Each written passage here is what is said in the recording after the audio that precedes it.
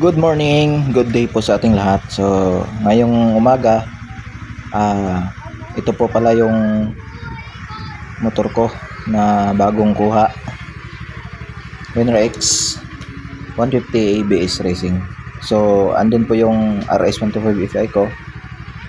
And bago po ito mga paps. So, bago pa natin kuha ito, nasa mga 3 weeks pa lang sa atin ang Honda Winner X na to mga paps. So ayan, kung makikita nyo pag side view, ayan, napakaganda na talaga, no, napakapugi ng kanyang dating. So pagka personal yung makita, umahawakan ito mga paps, malapitan, napakaganda po talaga. So naka-under ito, ayan mga paps. So ito pala yung kanyang charging port, naka USB type na. So yan ang kagandahan sa ABS Racing, meron ng ganyan USB type na charger.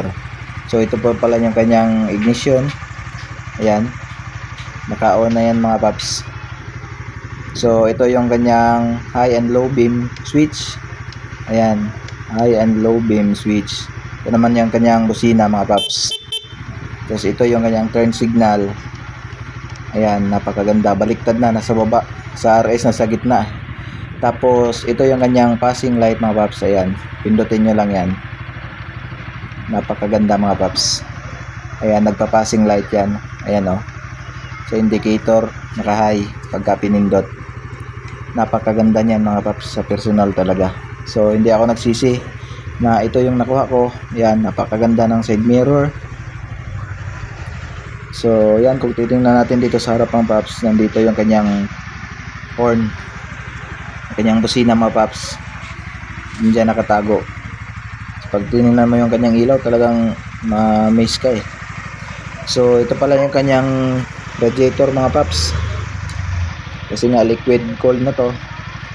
So ayan, nandun naman kanyang tangke pag mag-refill ka dyan, kasi ito yung kanyang starter, nasa baba.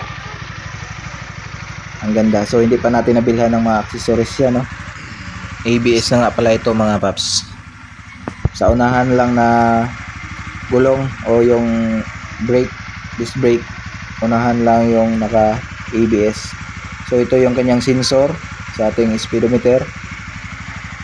So ito naman yung kanyang brake caliper, naka single part lang, pero solid yan, malaki naman.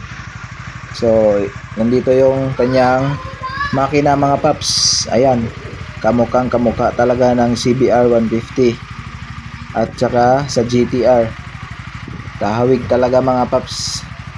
Ayan, no, parehas. So ayan yung kanyang mag-refill ng kanyang coolant. Ayan mga paps, napakaganda, napakaangas. So ayan, ang lalaki ng swing arm. So makikita nyo dyan, ganda ng kanyang monoshock. Ayan o, ang lalaki na ng spring. So dito mga paps, mas makita natin yan, ma-appreciate natin yung kanyang monoshock. Ayan o, ang laki ng spring mga paps.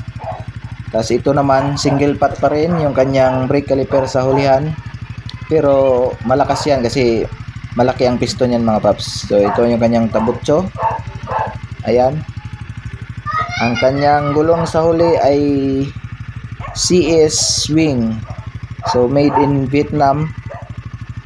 Ayan mga paps. Tapos ang kanyang size 120/70/17. Ayan, 120/70/17. Napakaganda mga paps. Ayan o. Tapos ito naman yung kanyang swing arm, at ito yung kanyang sprocket. Ayan mga paps. Hindi ko pa nabasa sa manual, pero yung brand ng kanyang kadena ay DID, at saka naka 428 na to mga paps. DID yung kanyang kadena, makikita natin dito. Ayan o. So wait lang, papakita ko. Ayan mga paps o, DID ang kanyang kadena. Tapos ang kanyang sprocket naman, titingnan natin, naka RK. So solid na rin yan mga paps. I-stock niya ito pero ang mga sprocket at kadena is mga branded na. So di na talaga logi. Ayan, ganyang emblem na Winner X. So ganyan lang kasimple yung design niya mga paps. Ayan. So dito naman yung kanyang radiator fan banda, makita natin sa itaas ng kanyang cylinder head. Ayun no, kung nakikita nyo yan. Napakaganda mga paps. At malaki yung kanyang radiator fan. Napakalaki. Napakalaki niyan. So try nating buhayin. Ayan mga paps. So buksan natin yung kanyang seat. So ayan, nilagay natin sa seat. Tapos pindutin lang natin itong switch. So ayan, mabuksan natin mga paps. Ito lang yung laman sa kanyang under seat. So nandito yung kanyang air filter. Ayan, kung nababasa nyo, ayan, air filter. So ito naman yung kanyang tangke mga paps. Kakalinis lang natin dito. So ito yung kanyang fuel pump. Ayan, nilinasan natin para presentable naman sa ating video. Ayan, napakaganda. Napakaganda pagbago talaga. So dito naman yung kanyang lagayan sa tools. So dito yung kanyang tools mga paps. Inalis ko kasi nagwashing ako. Ayan. Yan lang yung nakalagay dyan mga paps. Wala nang iba. Di mo rin pwede ilagay yung mga papel mo dyan kasi mabasa yan. Diba? So ayan, kasimple. Ayan kanyang upuan. Napakaganda din. Premium na premium mga paps. Napakahusay nito. So tingnan natin. Dito makikita natin ang kanyang tinakbo mga paps. 109 km mga paps. Tinakbo na nito. Ayan yung kanyang fuel gauge indicator. Lahat nandyan mga paps, information makikita natin. So napakalinis. So pumasok pala tayo kasi maambon na. So dito tingnan natin ulit. Buksan natin ulit mga paps. So ito yung kanyang instrumental panel. So makikita natin dito yung kanyang RPM. Ito yan. RPM, tas gear indicator. Tapos yung odometer. Ayan mga paps. Tachometer, fuel gauge. Ayan, nandyan na kayong orasan. Tapos trip A, trip B.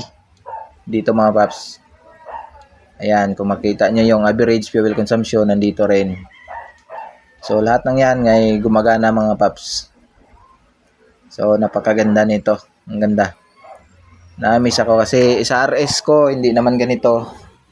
Hindi naman naka-digital. So talagang na-miss ako dito sa Winner X na to mga paps. Ayan, pati yung kanyang signal light, LED na. Left and right yan mga paps. Tingnan natin. Ayan, gumagana naman. So napakaganda mga paps. Visible na visible. Pagdating sa mga signal mga paps kasi LED na. Kahit tanghali yan, lutang na lutang pa rin ang dilaw na kulay. Oh, napakaganda at astig. So nakuha natin yung kanyang number ng plaka. So register na to mga paps till 2028. So thank you.